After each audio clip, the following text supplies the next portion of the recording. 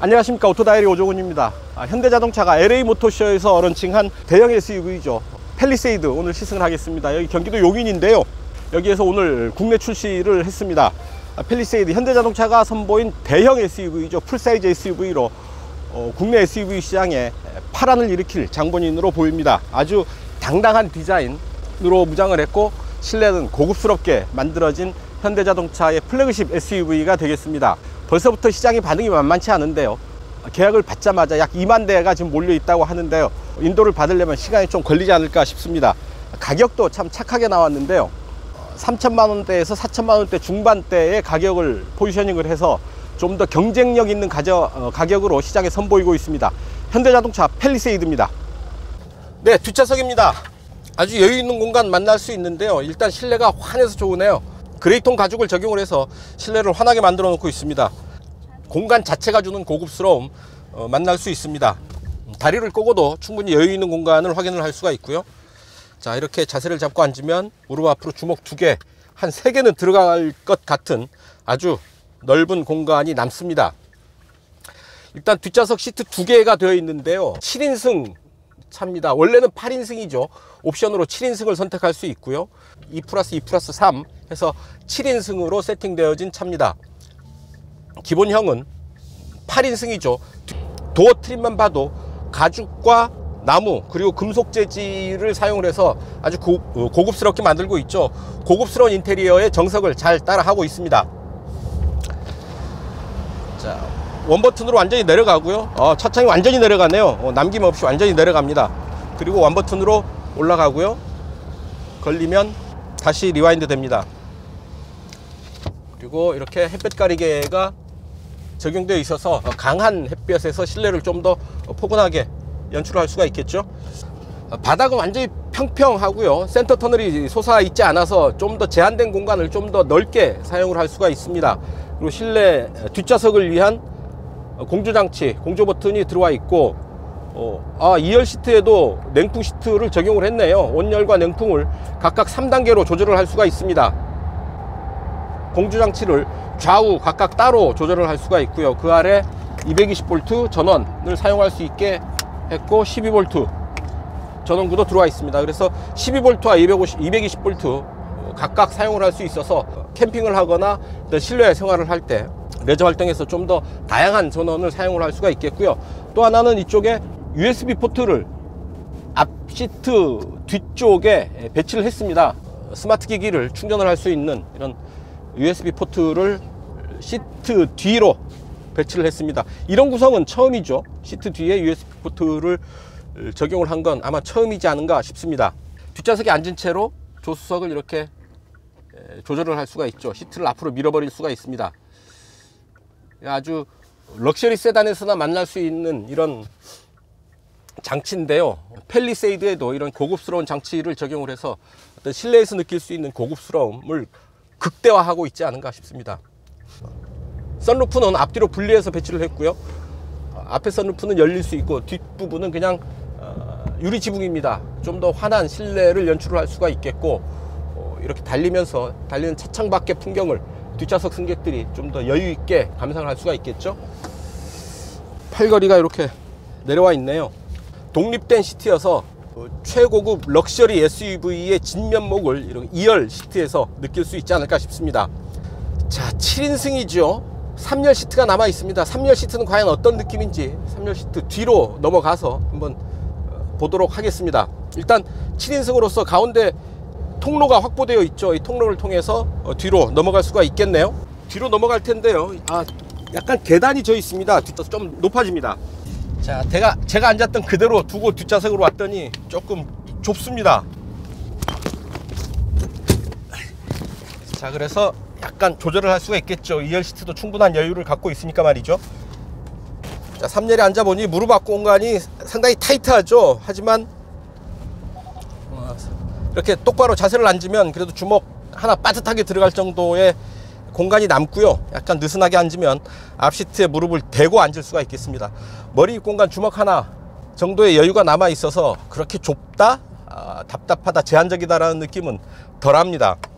양옆으로 또한 그 팔걸이가 있어서 팔걸이 아래 2개의 컵홀더, 그리고 저쪽에도 2개의 컵홀더가 들어와 있습니다. 대개 3열 시트는 그냥 만들어 놓은 자리야. 이렇다 할 편의 장비를 찾아보기 힘든 게 대부분의 3열 시트죠. 여기에는 제법 그래도 편의 장비들이 있습니다. USB 포트가 들어와 있고요. 그리고 2개의 컵홀더. 이렇게 버튼을 누르면 시트를 조절을 할 수가 있습니다. 약간 뒤로 더 누일 수가 있네요. 완전히 누이면 이 정도 자세를 취할 수 있고, 이렇게 기대면 무릎 앞 공간도 조금 더 넓어지는 그런 느낌을 받습니다. 기존의 대형 SUV의 3열 시트보다 훨씬 쾌적하고 편한 그런 3열 시트가 아닌가 싶습니다. 2열 시트에 버튼을 누르면 앞으로 이렇게 넘어가죠. 그래서 문을 열고 3열 시트로 출입할 때도 아주 편하게, 간편하게 이용을 할 수가 있겠습니다. 실내 공간 상당히 효율적으로 그리고 여유 있게 고급스럽게 잘 꾸며 놓고 있지 않나 싶습니다. 네, 오프로드 주행 하겠습니다. 남한강변의 험로 저희도 출발하도록 하겠습니다. 로 만들어진 곳인데요. 약간 모래길 그리고 자갈길들이 이어진 곳입니다. 테리언 기어가 적용되어 있죠. 여러가지 모드, 주행 모드를 선택할 수가 있습니다. 샌드, 머드, 그리고 스노우 등이 있고요. 일단 샌드 모드로 들어갑니다.路面이 미끌미끌 울퉁불퉁거리는 모래길인데요.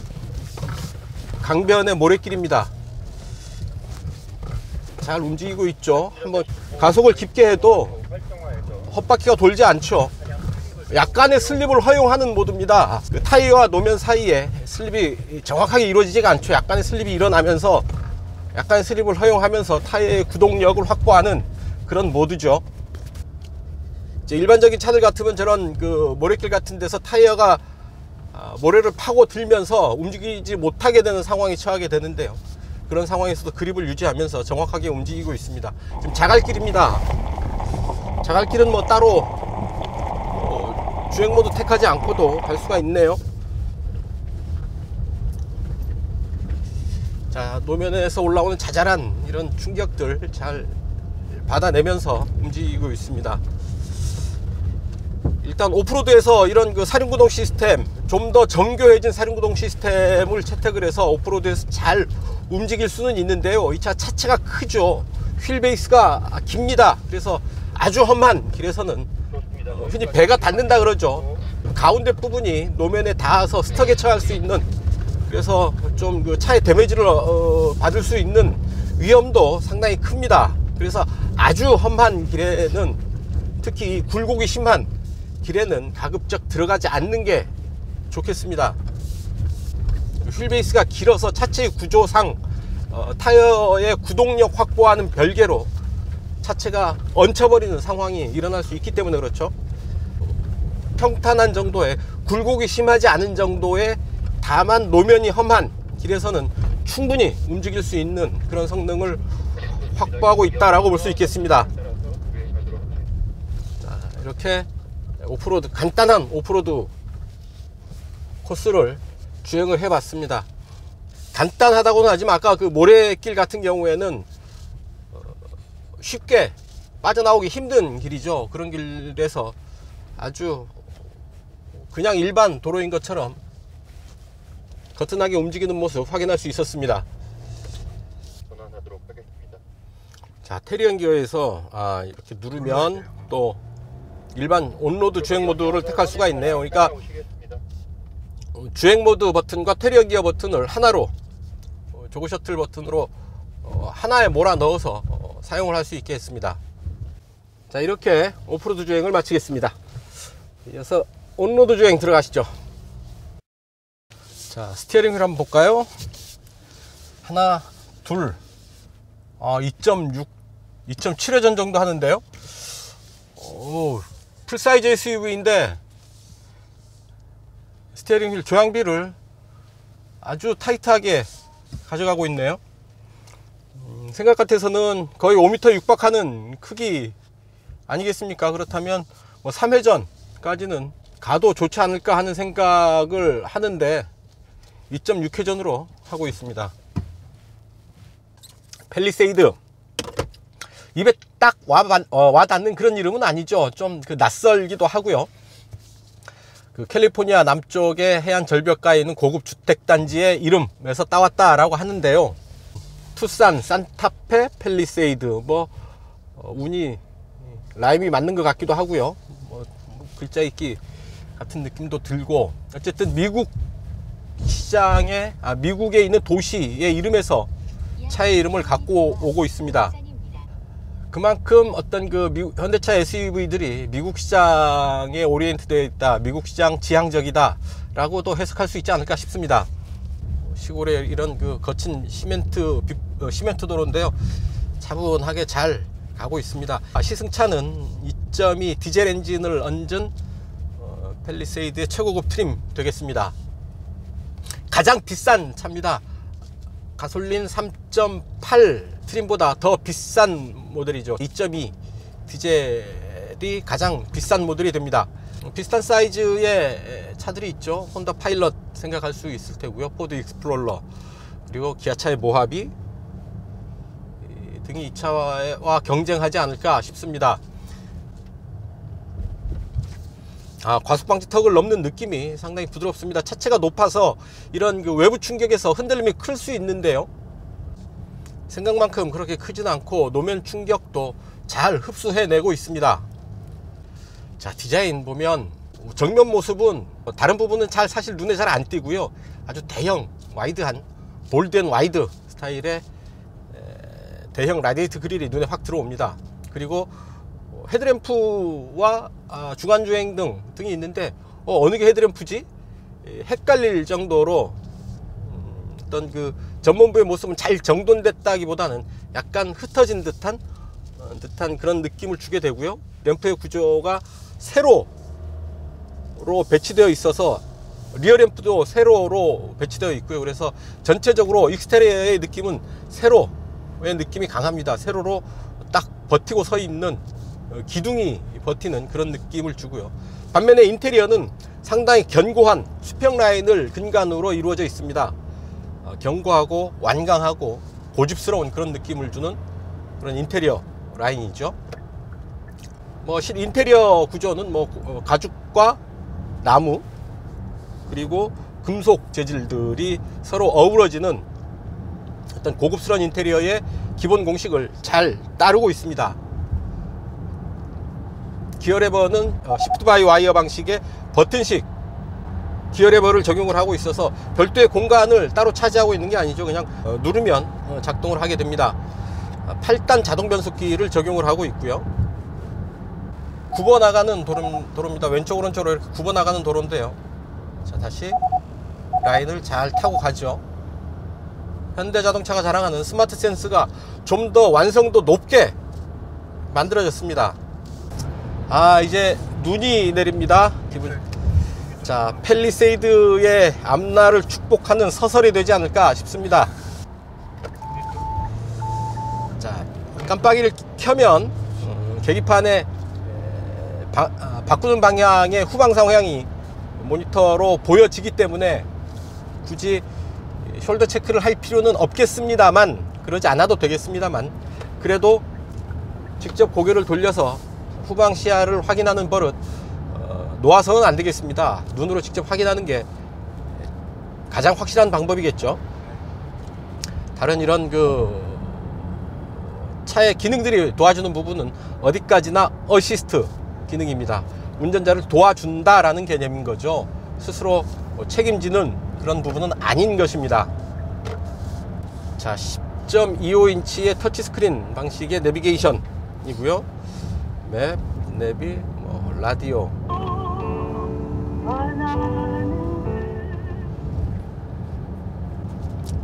내비게이션 모니터는 아주 선명하고요. 터치스크린으로 사용을 할 수가 있습니다. 자, 재미있는 게 드라이버 톡 기능이 있어요. 자, 지도, 후속 대화. 자, 뒤에 소리 들려요? 잘 자, 하우링이 울리죠. 이만큼 실내 마이크를 통해서 자, 뒷좌석에 있는 아이하고 마이크를 통해서 이렇게 대화를 나눌 수가 있습니다. 잘 자니? 일어났어? 입구 영업소를 그만 떠들고 한숨 자라. 안전운전 이런 하십시오. 얘기를 할 수가 있는 거죠. 또한 취침 모드를 사용을 할 수가 있어서 이런 그 대화 모드를 끄고 뒷좌석에서 좀 더 편하게 자면서 이동을 할 수도 있게 되는 겁니다. 쓸데없는 소리 들리지 않게 취침 모드를 이용을 할 수도 있는 거죠. 자, 스마트 센스 한번 보시죠. 자, 됐고요. 크루즈 셋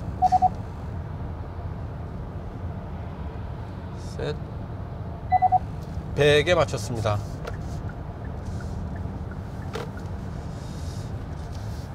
자, 에코 모드고요. 야, RPM 1500에 딱 들어가네요. 자, 8단이고요. 7 6 5 4 3단으로 내려가지 않고 4, 5, 6, 7, 8단이 시속 100을 커버를 하고 1500에서 3500까지 이제 RPM을 구사를 합니다. 이제 오토 스탑 타이밍을 이렇게 카운트를 하고요. 요소수도 넣죠. 요소수 에드블루 사용을 하게 됩니다. 평균 연비는 6.6이네요. 자, 약 100km, 92km 달린 아주 새 차죠. 내비게이션 연동이 되고요. 어댑티브 크루즈 컨트롤은 내비게이션과 연동을 합니다. 그래서 도로 상황에 맞춰서 오르막, 커브, 과속 단속 카메라가 있는 부분에서는 차가 주행 상황에 맞게 속도를 조절해 줍니다. 거의 이제 자동차 전용 도로에서는 자율운전에 한 발짝 더 가까이 다가선 그런 완성도 높은 그런 기능을 실제로 보여주고 있는 거죠. 사륜구동 상태도 이제 보여주네요. 차의 밑에서 보는 언더뷰 방식으로 자 보여줍니다. 이렇게 가속을 하면 역시 상당히 앞바퀴 굴림 기반의 사륜구동이라는 것을 알 수 있겠네요. H트랙에 네 바퀴에 각각 걸리는 구동 동력의 양을 이렇게 시각적으로 볼 수 있게 해줍니다. 자, 초반 가속을 할 때는 네 바퀴에서 똑같이 구동력을 갖고 가다가 점차 앞바퀴로 구동력을 몰아주는 모습을 볼 수가 있습니다. 이런 거죠. 뒷바퀴 구동력이 사라집니다. 이런 사륜구동은 특히 이렇게 날씨가 안 좋을 때, 눈이 올 때, 비가 올 때, 노면이 젖어 있을 때 또는 비포장도로에서 상당히 우수한 그런 구동력을 보여주고요.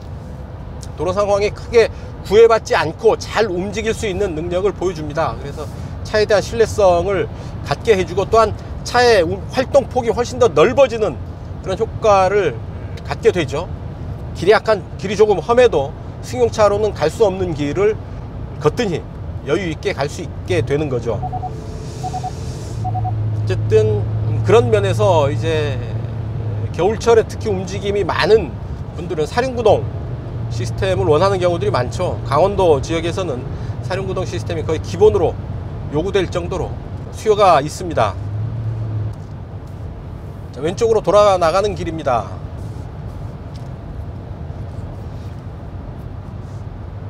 속도가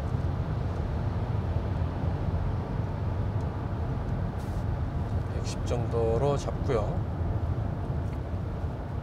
차간거리는 넷, 셋, 둘, 하나, 세 단계로 차간거리를 조절을 할 수가 있고요. 자, 왼쪽으로 돌아 나가는, 오른쪽으로 돌아 나가는 길인데, 어이쿠야, 얘가 놓치네. 이런 경우가 가끔 생기는 겁니다. 자, 출력이 202마력이죠. 2.2 디젤에 8단 자동 변속기를 적용을 해서 202마력의 힘을 냅니다. 아주 충분한 고속 주행 능력, 충분한 힘을 발휘하고요. 힘이 부족하다라는 느낌은 거의 느끼기 힘듭니다. 자, 이제 좀 달려보죠. 약간 눈발이 날리고 노면이 지금 차갑기는 하지만 결빙 구간은 없을 것으로 보입니다. 아직 오전에 좀 날이 추웠는데 지금 날이 많이 풀려서 영상입니다. 타이어가 24550R20 사이즈의 미쉐린 타이어를 끼우고 있습니다. 옵션 선택한 타이어고요. 기본은 18인치 타이어가 들어가죠. 그래서 이 차의 연비, 2.2 디젤의 연비는 11.2고요 18인치 타이어를 끼웠을 때는 11.8km/L의 연비를 보입니다.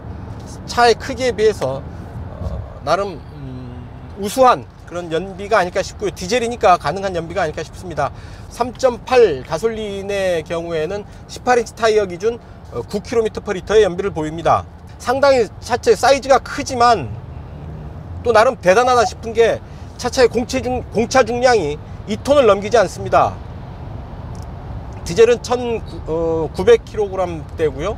가솔린이 1800kg 대여서 상당히 차체의 크기에 비해서 몸무게는 그렇게 무겁지 않다라는 걸 알 수가 있겠습니다. 상당히 조용하다 싶습니다. 아주 수직을 강조한 큰 덩치를 가진 대형 SUV여서 공기와의 어떤 그 접촉, 공기의 저항을 피할 수 없는 차체 구조를 가지고 있죠. 산타페보다도 훨씬 크고 높은 체형을 갖고 있습니다. 그래서 조금 시끄러울 수 있겠는데요. 하지만 바람 소리가 그렇게 많이 들리지 않습니다. 지금 아주 빠른 속도로 달리고 있음에도 불구하고 바람 소리는 거의 들리지 않거든요. 공기저항 계수가 0.33입니다 0.33이 뭐 그렇게 대단한 거냐 라고 하겠지만, 세단인 경우에 0.3 밑으로 가는 경우가 있지만 SUV가 0.33이라고 한다면, 더구나 대형 SUV가 그 정도의 공기저항 계수를 가지고 있다라고 하면 상당히 우수하다라고 얘기를 해야 됩니다. 상당히 우수한 편이고요. 차체 하부에 커버를 덧대서 공기의 흐름을 최대한 자연스럽게 유도하고 있고요. 또한 프론트 윈드실드 그리고 1열 차창에 이중접합 차음 유리를 적용을 했습니다. 그래서 실내로 들어오는 이런 잡소리들을 최대한 걸러내주고 있다라고 얘기할 수가 있겠습니다. 길 안내. 목적지를 말씀하세요. 현대자동차 15개의 검색 결과가 있습니다. 몇 번째 항목을 선택할까요? 자, 이렇게 목소리를 이용을 해서 내비게이션과 오디오 등을 조절을 할 수가 있습니다. 카카오 아이 기반의 음성인식 기술을 적용을 해서 좀 더 자연스럽게 잘 알아듣습니다. 달리면서 일일이 버튼 누르느라 신경 쓸 필요 없이 목소리만으로 컨트롤할 수 있다라는 얘기죠. 훨씬 더 똑똑해지고 스마트해졌습니다. 자, 3열 시트의 구조를 가지고 있지만 뒤에 트렁크 공간을 어느 정도 확보를 하고 있습니다. 3열 시트를 다 세우고도 약 500m 정도의 트렁크 공간을 확보를 하고 있고요. 3열을 접으면 약 800m 정도로 확장이 됩니다. 2열까지도 접을 수 있는데요. 모든 시트를 접는 게 다 버튼을 눌러서 전동식으로 접을 수가 있습니다. 2열 시트를 접으면 약 1100m까지 적재 공간이 확장이 돼서 필요할 때는 아주 많은 짐을 싣는 화물차로도 이 차를 사용할 수 있지 않을까 싶습니다. 가속 페달은 킥다운 버튼이 없고요. 자, 앞차가 가까워졌을 때 이렇게 충돌 위험 경고가 울리고요. 차간거리를 이렇게 벌려 놓습니다. 차간거리를 벌려 놓는 느낌이 마치 어떤 자석의 같은 극끼리 서로 밀어내는 그런 느낌처럼 다가올 때가 많습니다. 상당히 생소한 그런 경험인 거죠. 자, 아주 많은 그 능동 안전 기술들이 적용이 되어 있죠.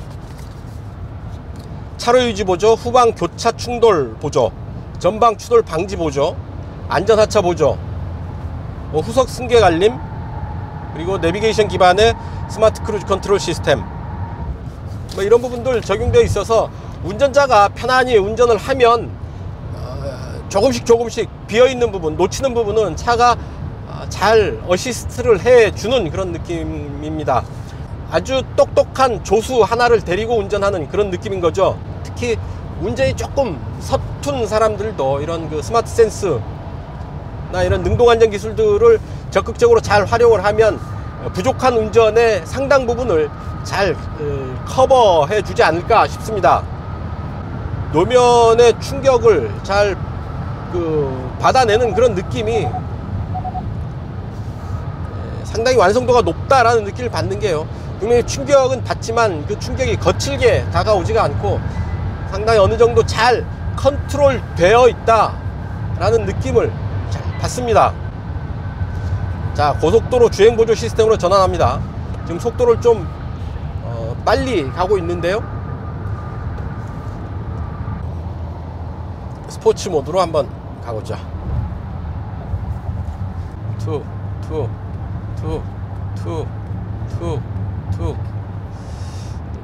에코 모드일 때보다는 좀 더 가속 반응이 예민한 그런 느낌을 받는데 아주 즉각적인 반응이다 라고 볼 수는 없습니다. 당연하죠. 이런 큰 차에 아주 예민하고 타이트한 그런 반응을 하면 아주 피곤하지 않겠습니까? 동승자들도 있을 테고요.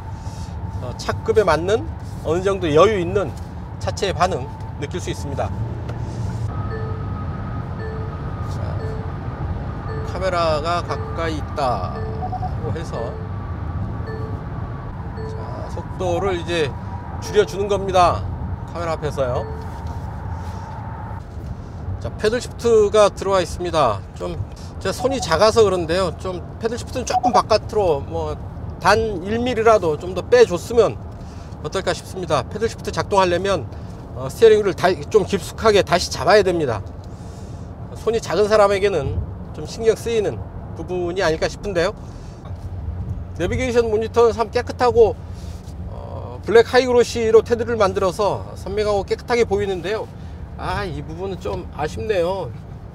에어백, 좌석별 에어백 장착 상태를 보여주기 위해서 시트 포지션을 이렇게 그려 놓았는데 이게 거슬립니다.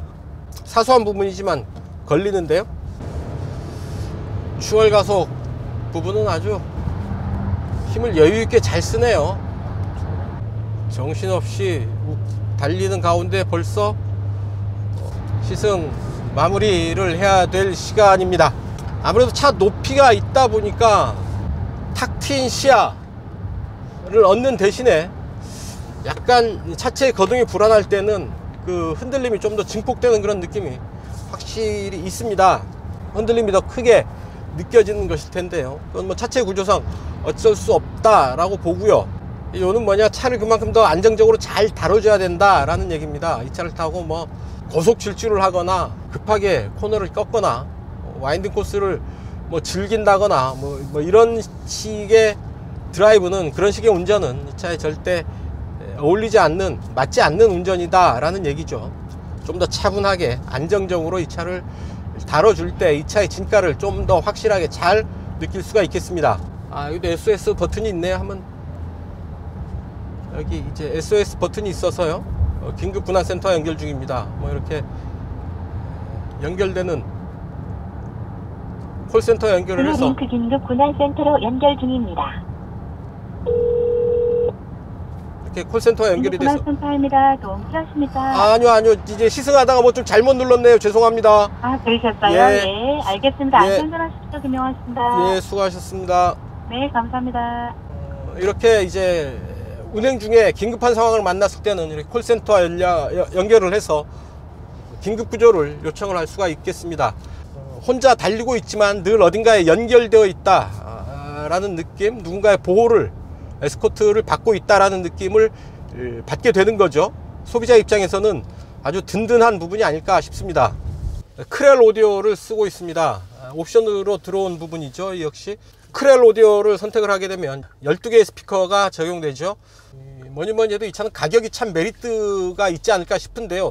풀사이즈 SUV, 수입 시장에서는 적어도 5천만 원에서부터 시작이 되죠. 포드 익스플로러 정도를 생각을 할 수 있을 텐데요. 이 차는 3천만 원 중반에서 4,500만 원, 4천만 원대 중반으로 커버를 할 수가 있습니다. 그리고 옵션, 풀옵션을 다 해도 5천만 원대에서 커버를 할 수가 있다라는 얘기죠. 풀사이즈 SUV를, 대형 SUV를 풀옵션을 해서 모든 편의 장비를 다 넣고 5천만 원대 중반에서 구입할 수 있다라는 것, 상당히 큰 메리트가 아닐 수 없습니다. 옵션을 빼고 한다면 3천만 원대에서 4천만 원대의 가격, 거의 상당 부분이 이 차의 아래급인 산타페와 겹칩니다. 산타페를 구입하는 오너들이 상당히 혼란스러워 할 수도 있겠는데요. 물론 차의 급이 다르고 소고하는 소고 방향이 다르기 때문에 괜찮다라고도 볼 수가 있겠지만, 상당 부분 겹치면서 산타페 판매가 어느 정도 지장을 받지 않을까 싶은 생각이 듭니다. 가족 구성원이 많은 5인 가족, 7인 가족, 8인 가족 등의 경우에 3대가 산다든지 다둥이 가정일 경우에는 그동안 카니발이 참 좋은 대안이었는데요. 이제 카니발보다 이 차 팰리세이드가 좀 더 나은 선택이 되지 않을까 하는 생각도 듭니다. 현대기아차 안에서 이렇게 카니발라이제이션 효과를 우려할 수도 있겠지만, 무엇보다도 큰 거는 수입 SUV들이 좀 바짝 긴장해야 되지 않을까 싶습니다. 상당히 높은 상품성, 완성도를 갖추고, 또한 더 우월한 편의 장비, 기능들을 갖추고 이제 수입 SUV들과 대결할 만한 대형 SUV가 나온 거죠. 혼다 파일럿, 포드 익스플로러, 이런 대중 브랜드의 대형 SUV들과 충분히 겨룰 만한 그런 차가 아닌가 싶습니다. 가속방지턱 툭 치고 넘어와서 잔진동 없이 딱 자세를 잡는 그런 느낌이 참 좋습니다. 이 좋다는 얘기 하기가 되게 눈치 보이는데, 그래도 좋은 건 좋은 거죠. 잘 따라오네. 뒤가 좀 거칠게 조항을 조작을 해 보는데요, 뒤가 살짝 밀릴 법도 한데 잘 따라옵니다. 역시 사륜구동의 효과겠죠. 뒷부분이 상당히 부담 없이 스포티하게 잘 따라옵니다. 흔들리지 않습니다. 상당히 혼다 파일럿을 상당히 많이 참조하지 않았나 싶은 생각도 들고요. 이렇게 방향 지시 등에 따라서 모니터로 보여지는 후방시야 이런 것도 그렇고, 드라이버 톡 이렇게 버튼을 눌러서 뒷부분과 얘기를 하는 부분, 근데 그게 모니터 화면을 통해서만 그게 되네요. 그러고 보니까 여기에 뭔가 버튼이 같이 하나 있어서 후석 대화를 이 버튼을 통해서 바로바로 할 수 있으면 좋겠는데, 후석 대화를 하기 위해서는 모니터를 통해서 조작을 해야 됩니다. 좀 더 자주 적극적으로 쓰기 위해서는 뭔가 바로 반응할 수 있는 기능 버튼을 밖에 하나 꺼내 놔야 되지 않을까 싶은데요. 시승하는데 기름이 떨어지게 하면 안 되지. 연료 경고등이 들어오고 그러면 참 그렇죠. 기름이 바닥났습니다. 그래서 연료가, 연비가 어떻게 됐을까요?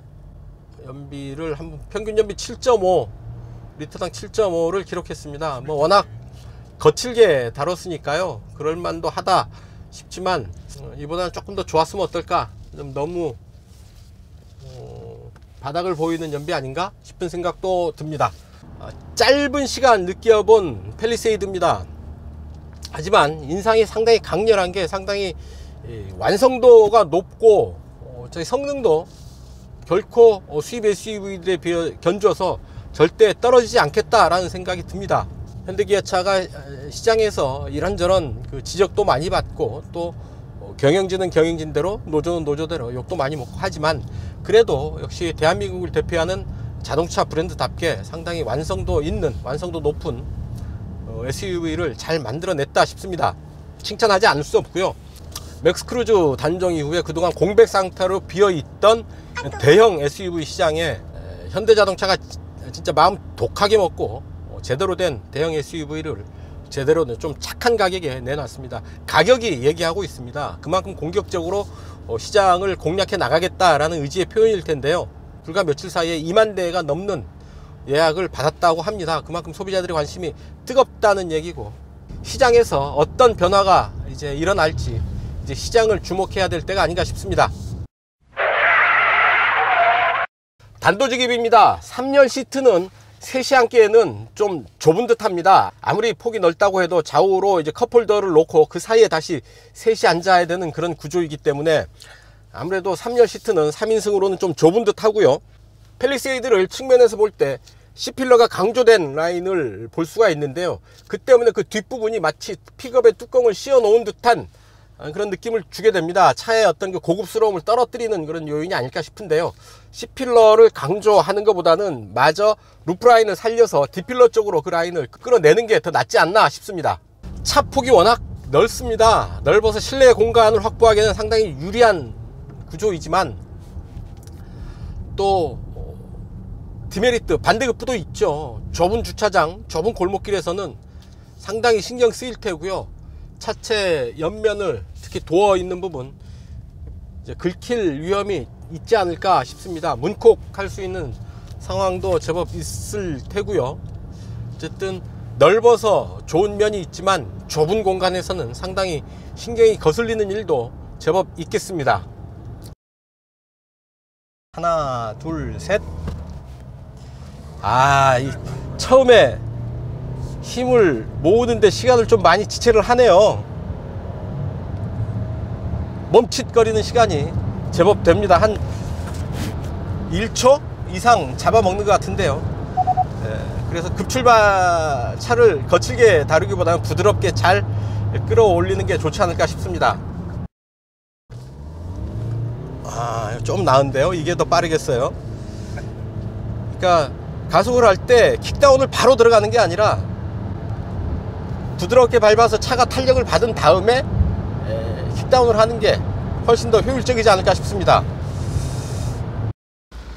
네, 용인을 출발해서 이곳 여주까지 팰리세이드 타고 달려왔습니다.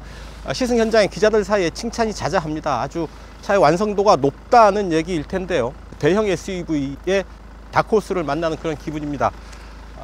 시장의 어떤 파급 효과가 만만치 않겠다라는 것을 본능적으로 알 수 있겠는데요. 팰리세이드 등장으로 어떤 차들이 영향을 받을까 여러 가지 생각을 하게 됩니다. 다자녀 혹은 3대가 같이 사는 집안의 어떤 그 좋은 대안이었던 카니발이 일단 떠오르고요. 이 차의 아래급에 있는 산타페는 가격으로 많이 충돌하지 않을까 싶습니다. 하지만 무엇보다도 수입 SUV 시장에 포진해 있는 포드 익스플로러 혹은 뭐 높게 봐선 X5까지요. 어떤 그 중형, mid사이즈, 풀사이즈 SUV 시장에 포진해 있는 많은 SUV들이 이 팰리세이드 등장으로 바짝 긴장하지 않을까 싶습니다. 상당히 완성도 높은 국산 대형 SUV의 등장을 환영하지 않을 수 없겠습니다. 팰리세이드의 활약을 기대하면서요. 오늘 시승은 여기서 정리하겠습니다. 지금까지 저는 오토다이어리 오종훈이었습니다. 감사합니다.